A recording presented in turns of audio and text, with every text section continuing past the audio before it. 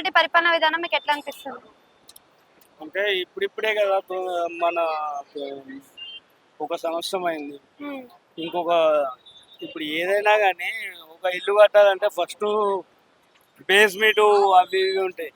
కాగానే కాదు, దాన్ని మొత్తం కంప్లీట్ కావాలంటే ఒక ఇల్లు మొత్తం పూర్తయిన తర్వాతనే దాని కళ అనేది వస్తుంది. అదే విధంగా ఇది కూడా ఒక టైం పడుతుంది, ఒక 2-3 సంవత్సరాలు టైం పడుతుంది. 2-3 సంవత్సరాల తర్వాత అప్పుడు ఆ, అనేది ఫ్యూచర్ మన దాని గురించి మొత్తం అనేది అన్ని ఇంకో అంటే విషయం వచ్చి రాగానే అన్ని పథకాలు ఇస్తా అంటుండు, మరి 6 గ్యారెంటీలు ఇయ్యగలుగుతాడు అసలు ఈయన?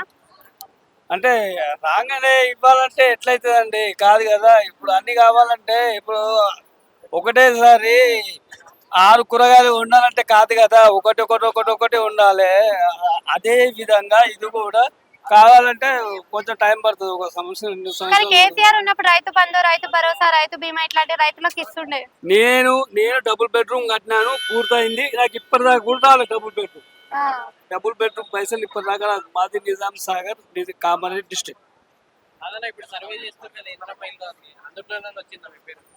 అందులో కూడా ఏమన్నారంటే మొన్న అప్లై చేస్తే కూడా మీరు ఆల్రెడీ కట్టారు కదా, ఇక మీకు ఇవ్వము అని అంటున్నారు.